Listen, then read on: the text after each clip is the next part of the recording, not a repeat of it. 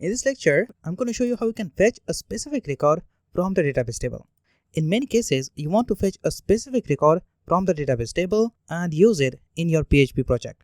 Let me just show you a very easiest technique to fetch a specific record from the database and use it in the PHP program. We're going to fetch the specific record using PHP class. As you know, using classes, you are saving your lot of time. So I'm going to start with a class keyword and specify the name to this class. You're free to specify any name to this class. Then I'm going to extend controller. In this controller class, I have the connection property. I already have a dedicated lecture on this class. So I'm going to just use inheritance to extend this controller, and in this class, I'm going to create a new method. I'm going to specify name to this method, specific record. In the parenthesis, I'm going to specify some argument to this method. So we can pass it when we call this object. So I'm going to get data from the user and pass to this argument. I'm going to first create a new argument id is equal to null.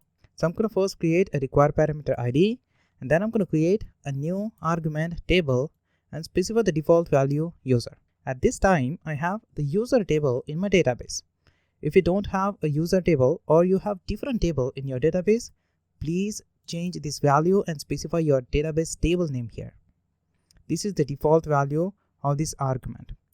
Now, in this method, I'm going to create if statement to check the connection property. So I'm going to call this connection is not equal to null. We have this connection property in this controller class. So I'm going to use that property here and check if we have a valid connection. I'm going to execute this if statement. If the user pass a valid value to this first parameter, I'm going to execute this if statement. So I'm going to say here if id is not equal to null, then I'm going to execute this if statement. And here I'm going to just create a simple SQL query. So I'm going to create here query string variable and specify sprintf function, which will return the formatted string to this query string variable. In this parenthesis, I'm going to create SQL statement select star from table name. So I'm going to pass this argument here. In the curly braces, I'm going to pass this variable. So I'm going to have this value here. So I'm going to say here select star from user, where id, I have this column in my user table. So I'm going to specify here column name id is equal to, and specify here %sign d. So this indicate the integer value. So I'm going to pass here integer value using parameter of this sprintf function. So I'm going to pass here comma and specify id. So I'm going to pass this argument value to this parameter. So I'm going to have this value here. Now just after that, I'm going to execute this query. So I'm going to simply call here result variable. I'm going to store the result of this query, and I'm going to just call this connection, and using this connection property, I'm going to call query method. In this query method, I'm going to call query string.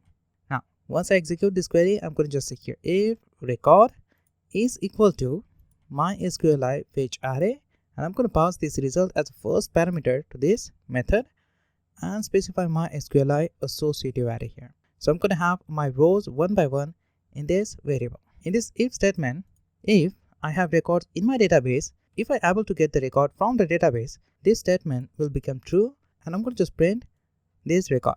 So when I print this record, I'm going to have the result something like this. Here you can notice I'm going to have id 1, and here is my rest of the columns. Now this is what we get when we execute this method.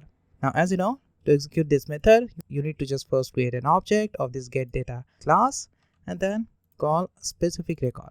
And then you need to pass id to this parameter. So I'm going to get the row with the id 1.